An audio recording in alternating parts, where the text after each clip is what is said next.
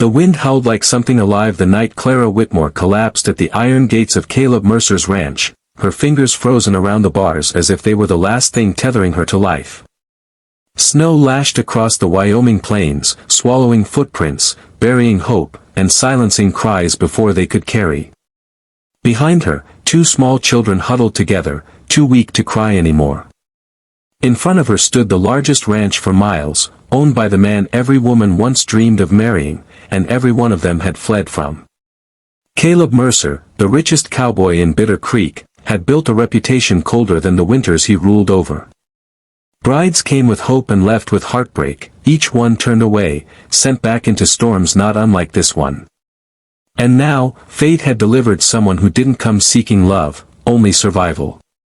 If you believe in kindness, redemption, and second chances, take a moment right now to like this video, share it with someone who still believes in humanity, and subscribe to the channel. Your support keeps stories like this alive. Caleb Mercer had not always been the man people whispered about. Years ago, he had been known as a fair rancher, a man of quiet strength, someone who worked hard and spoke little but meant every word. But wealth had changed him, or perhaps it had simply revealed something buried deep beneath grief. After losing his younger brother Isaac in a bitter land dispute, Caleb hardened. He stopped trusting outsiders. He began viewing every visitor as someone with an angle, every woman as someone chasing his fortune. Word spread quickly through nearby towns.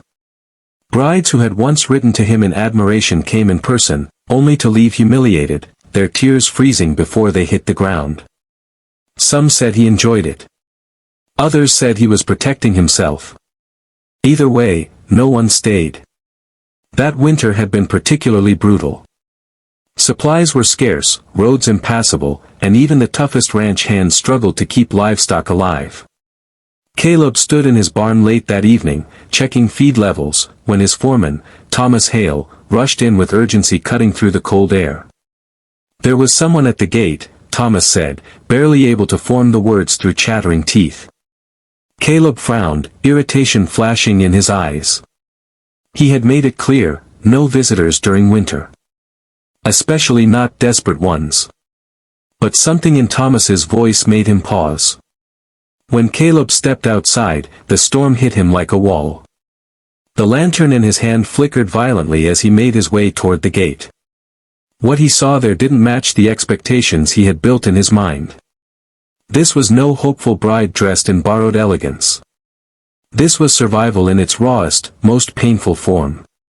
Clara Whitmore lay slumped against the iron bars, her dress torn and patched so many times it barely held together, her face pale and streaked with frost.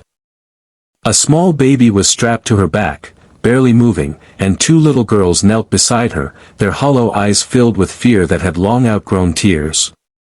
For a moment, Caleb didn't move.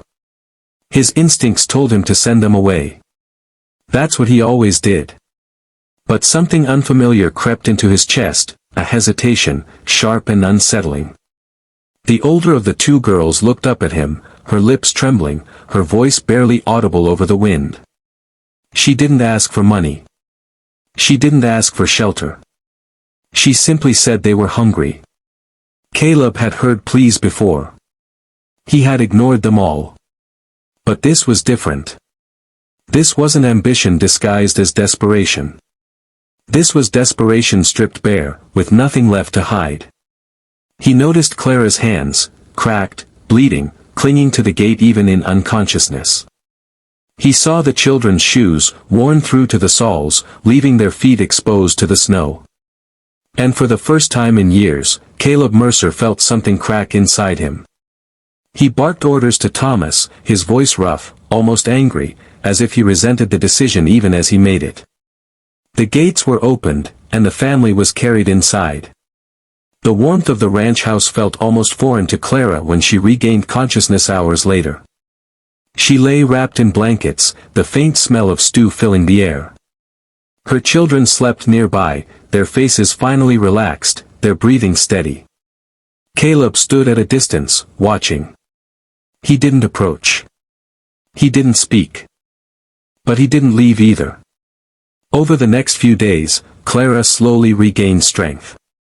She learned the routines of the ranch, kept to herself, and never once asked for more than what was given. She worked when she could, despite Caleb's instructions to rest. She cleaned, cooked, and mended clothes without being told. Her children, named Abigail and Rose, stayed close to her, their quiet presence filling spaces that had long been empty in that house. Caleb found himself noticing things he had ignored for years. The way laughter, even soft and rare, changed the sound of a room. The way small hands clung to warmth like it was something sacred. The way Clara moved, not with entitlement, but with gratitude so deep it seemed to ache. One evening, as the storm finally began to ease, Caleb stepped onto the porch and saw Clara standing in the yard, looking out over the land. There was no longing in her gaze, no calculation, just a quiet stillness. He realized then that she hadn't come for him. She hadn't come for his wealth. She had come because she had nowhere else left to go. And that truth unsettled him more than anything else ever had. Days turned into weeks, and something began to shift. Caleb started helping more, though he pretended it was necessity. He made sure the children had proper clothes. He arranged for extra supplies. He even repaired an old rocking chair for Clara, claiming it had been broken for too long anyway. The ranch, once cold and silent, began to feel different. But not everyone approved. Word spread quickly that Caleb Mercer had taken in a woman and her children. Some saw it as a sign of change. Others saw it as weakness. And among them were men who had once tried, and failed, to gain control of Caleb's land. They saw opportunity in his newfound distraction. One night, under the cover of darkness, trouble came to the ranch. Caleb was alerted by the barking of dogs and the sound of hooves. He grabbed his rifle and stepped outside, his senses sharp, his old instincts returning. But what he saw froze him in place. Clara stood in the yard, shielding her children behind her, facing down two men who had forced their way onto the property. She wasn't armed. She wasn't strong. But she stood there anyway. And in that moment, Caleb understood something he had refused to see for years. Strength wasn't in wealth or control. It wasn't in pushing people away before they could hurt you. It was in standing your ground when everything in you wanted to run. Caleb stepped forward, his presence alone enough to shift the balance. The men left quickly, their intentions clear but their courage lacking. When the danger passed, Clara didn't collapse. She didn't cry. She simply gathered her children and went back inside. And something inside Caleb Mercer changed for good. From that night on, he was no longer the man who drove people away. He became the man who protected what he once refused to accept. Winter gave way to spring, and with it came new life across the ranch. Fields thawed, animals thrived, and the house that had once echoed with emptiness now carried warmth in every corner. Clara and her children didn't leave. Not because they had nowhere else to go, but because, for the first time, they had somewhere they belonged. Caleb never spoke of love. He didn't need to. It showed in the way he stayed, the way he listened, the way he no longer turned away from those in need. Before this story ends, take a moment to write in the comments, kindness still matters. It may seem small, but words like that keep hope alive. And if this story has touched your heart, if it reminded you that even the coldest people can change and that compassion can break through even the harshest storms, don't forget to like, share, and subscribe.